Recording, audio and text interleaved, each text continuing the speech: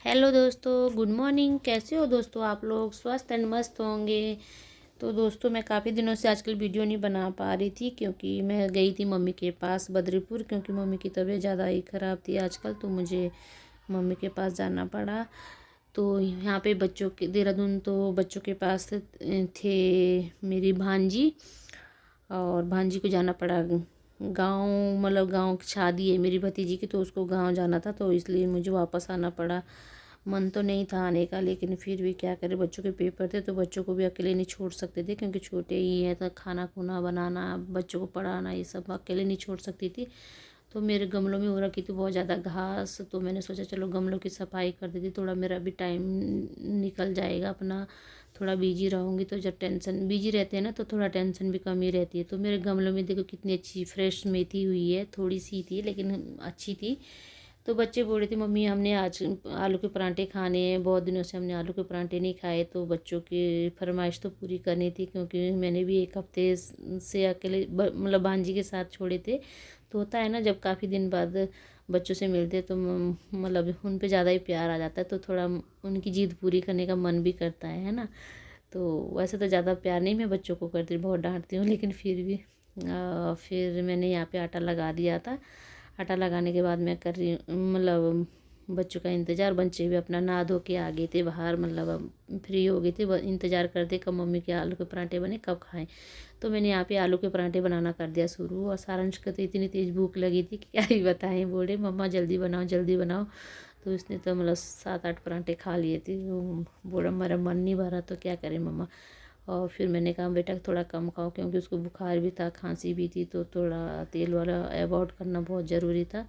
तो मैं अपना नहा धो के आ गई खुद भी बाहर, फिर अपना नाश्ता करती हूँ। नाश्ता करने के बाद फिर कपड़े इतने ज़्यादा धोने को, मैंने साफ़ सफाई करने के बाद अपना चादरें चूदरे सब चेंज कर दी अपना बेड की। तो फिर तीनों रूम में फिर अपना मन का चलो मशीन ही लगानी पड़ेगी, क्योंकि आज चादरें थी और उलन वाले कवर को रजाई के, तो ये तो बहुत ज़्यादा भारी होते, तो मैं इसे धुलेंगी भी नहीं, तो मशीन ही लगाएगी। बाकी छोटे कपड़े जो होते हैं वो तो मैं हाथ से ही धोती हूँ, क्योंकि नए कपड़े और जो छोटे कपड़े होते हैं वो मैं हाथ से इसलिए धोती हूँ क्योंकि मशीन के धुले हुए कपड़े मुझे थोड़ा अच्छे भी नहीं लगते, लेकिन जो बड़े होते हैं उन तो धोने ही पड़ते हैं मशीन में, क्योंकि वो ज़्यादा थोड़ा भारी हो जाते हैं, तो मुझे थोड़ा कमर में भी दिक्कत ही रहती है, तो इसलिए मैं भारी कपड़े तो फिर मशीन में ही धोती हूँ।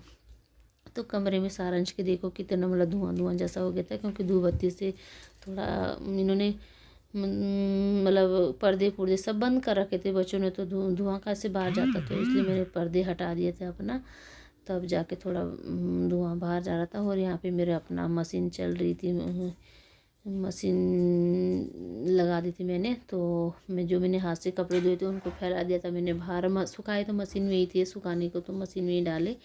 तो बालकनी में इतने ज़्यादा सारे कपड़े थे कि आ ही नहीं रहे थे। फिर मैंने सोचा मन का चलो दिन में डाल दूँगी, बाकी जितने सूख रहे उतने मैंने बाहर डाल दिए थे। तो दोस्तों फिर 4 बजे के बाद बच्चों ने बोला कि मम्मी हम थोड़ी देर नीचे जा रहे खेलने, तो मैंने कहा उनका चलो ठीक है थोड़ी देर के लिए चले जाओ, मैं भी थक गई थी, थोड़ा रेस्ट करूँगी।